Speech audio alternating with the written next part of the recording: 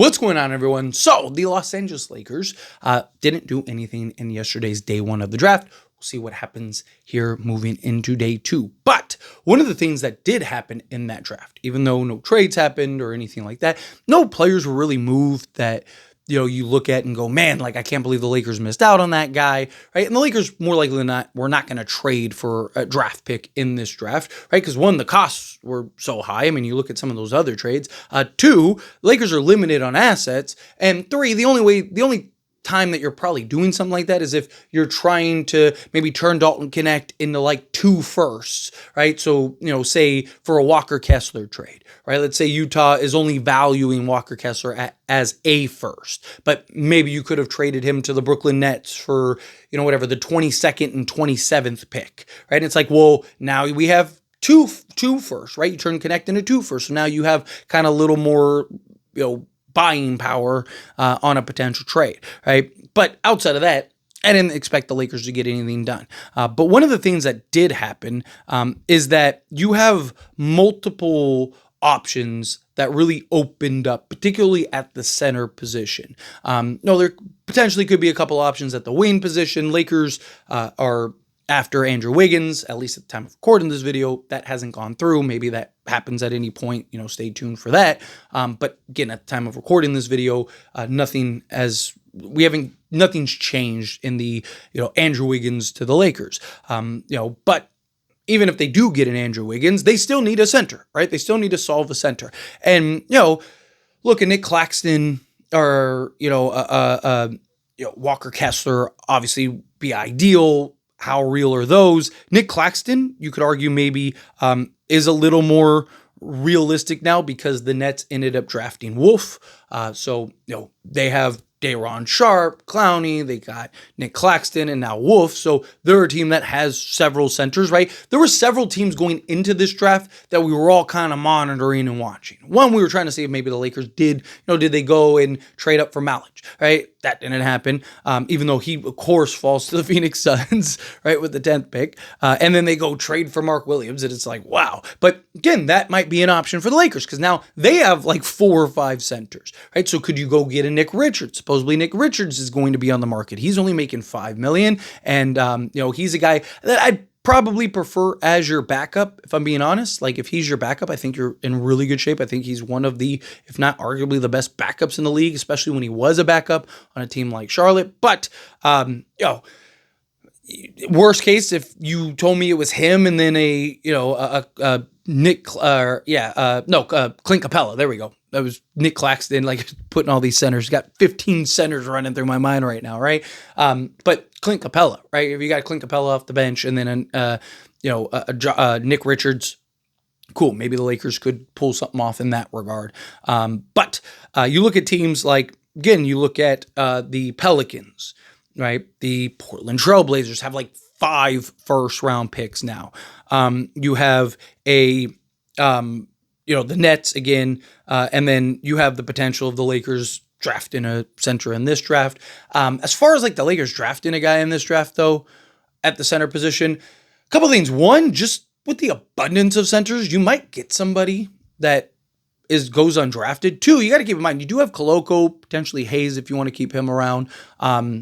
Trey Jamison, what do they do in that regard, right? And then also, again, the 55th pick, maybe you go draft an Amari Williams, right? Somebody like that at the center position. We'll kind of see what they do in that regard. But I am glad that the Lakers now have the potential to kind of engage in other options that weren't really there, right? Phoenix was not an option before yesterday, right? Like, they weren't going to trade the only center that they had when they needed a center.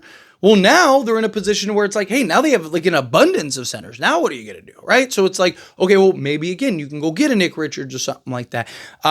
You had some of these, like the Blazers, right? Yes, Ayton and Robert Williams, right? Those were 2 guys that the Lakers had been linked to, and maybe I know that there were conversations about Robert Williams, but as far as Ayton goes, that is kind of just seemed to be more fan driven.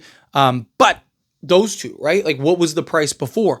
The price is probably a lot lower now. Because, like, what? You're going to go in with 5 centers, right? Like, is that really what you're going to do? So that might, even if the Lakers, we're already having conversations and whatnot with that, right? If I'm the Lakers, I'm looking at that as like, okay, well, that price just dropped for Robert Williams. That price just dropped for Ayton.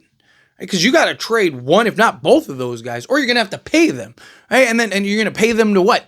All the guys, you have 4 centers that you drafted just going to be sitting on the bench, right? Or you just paying this guy to sit on the bench? Like it's ridiculous, right? So to me, I look at this as a opportunity for the Lakers because Lakers now can kind of engage in conversation with some of these teams and kind of try to see if they can, pull something off in that regard. Even Atlanta, got a couple big men, and it's like, hey, well, now you got an abundance of big men, right? So, Nkongwu, could he potentially be an option for the Lakers? So, and then that's not counting whatever happens in the second round, right? Assuming the Lakers don't go make a trade for a center at any point today,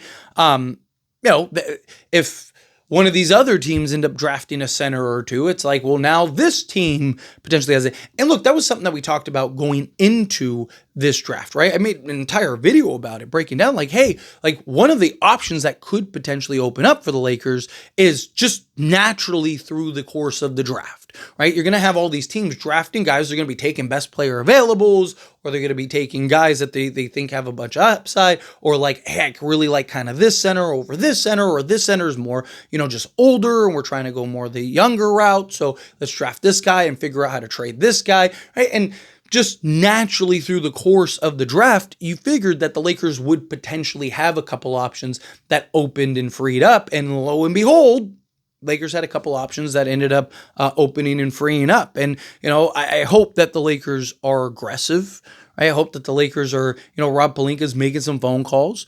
Hey, if you could get some cheaper centers, that'd be ideal. Like, I don't hate the idea of like, can you get a Missy and a Nick Richards, right? And spend, basically $20 million on 2 centers. And then you could still go trade for an Andrew Wiggins and maybe even somebody else, depending on how you work it out. And if you can maybe combine teams and whatnot, right? Again, get creative. If you're Rob Pelinka, you got to get creative here.